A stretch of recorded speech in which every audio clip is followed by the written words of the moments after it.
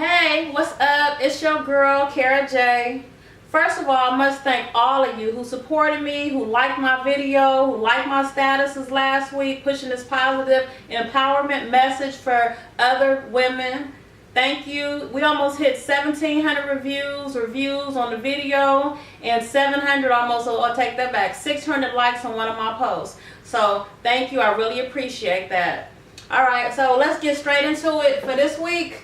You know, I was rolling down the street and the Chronic, one of the Chronics by Dr. Dre's song came on. It just took me way back. It was nothing but a G thing, baby. And it just took me back to a time in my life when everything was just totally different. I was at Compton College. I was in a horrible relationship, but I was still trying to continue to put one foot in front of the other, regardless of what my life was, whatever I was going through in life. I still kept trying to keep it pushing. I was pushing at a gray Regal on gold D's back then. You really couldn't tell me nothing. I thought I had it going on, but my inner life was in turmoil. The dude I was messing with my best friend too. And regardless of whatever my life brought, I still went to class every single day. I remember going to class, literally walking to class at Compton College, giving it up, throwing up on the way to class. I remember days when I would be crying in the back of my class, not necessarily because he was cheating, but it was so much going on in my life that my life at that time that it was hard for me to stay focused. But somehow I kept pushing. Regardless of whatever I was going through. I remember one day looking at my legs, and I was 112 pounds. I'm a lot heavier than 112 pounds, and I like the meat I got. So I remember looking at my legs thinking, damn, my legs look like my arms almost to me. It was just crazy, but I didn't have enough strength to separate myself from that situation. And I know some of you guys are in that same situation right now, in a bad situation, and don't know how to separate yourself and be stronger than the situation you're in. It's so important now, I realize, just to love yourself more than anybody else. Now, the craziest thing, he ended up on death row. Now, I still got nothing but love for him because I didn't know whatever he had going on, I never knew. He ended up going to jail with my best friend back then, and I ended up moving forward. That same year, I graduated. How did I graduate?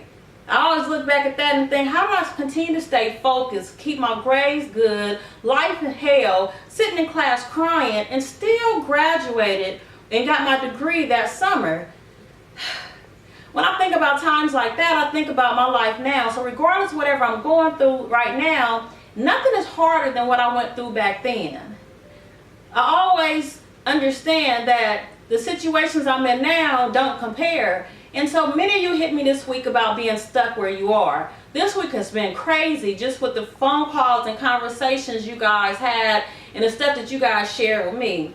One of my homegirls kind of has been stuck in her life and spent her whole first 40, 30 years trying to keep her sons out of jail.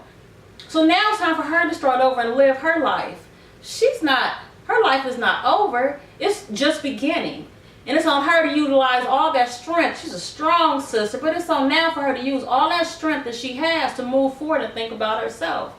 Another one of my homegirls got at me and told me she's getting her GED. GED in like 3 weeks at 40 years old? That's a powerful sister to humble herself and go back to school. Man, I give it up to you. That's a bad sister right there. Another one of my homegirls hit me, and we have been together even back then throughout the Chronic days when I was pushing that Regal, whip, hair fly, just me and her off that Hennessy. She called me the other day because she got pushed out of a car. Now this is 20 years later. She's still stuck where she was 20 years ago.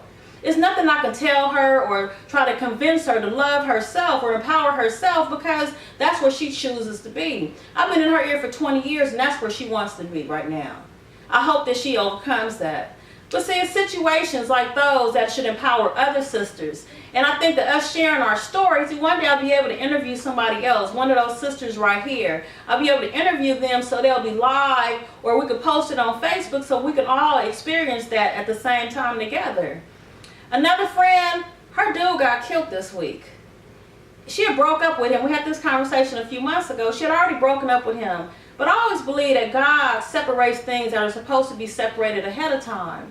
Although it seems like kind of kind of mean, she had already started that process. Everything happens the way it's supposed to happen. Everything, I think, happens for a reason.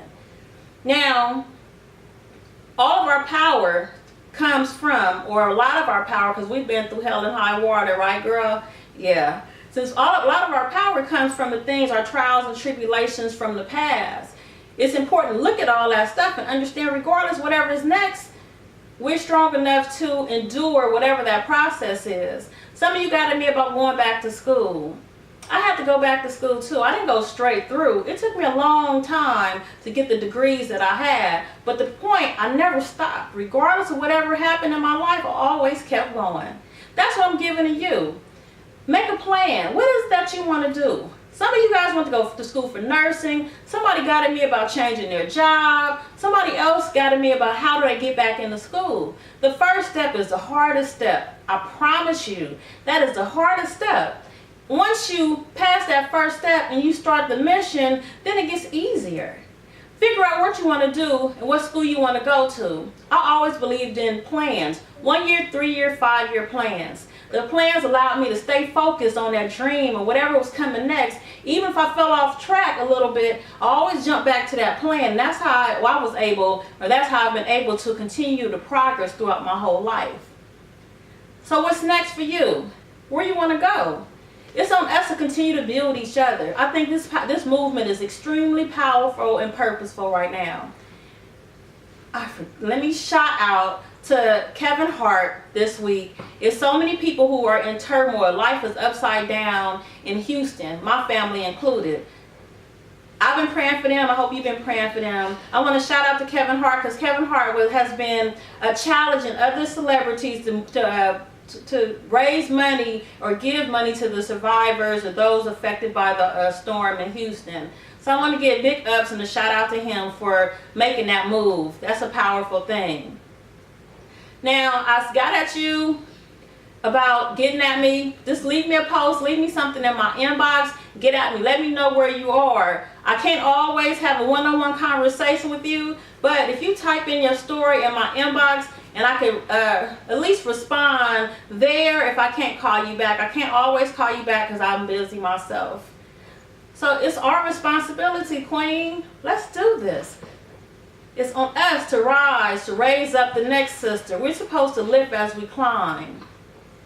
It's on us to build her strength. Get at me. Let's do this.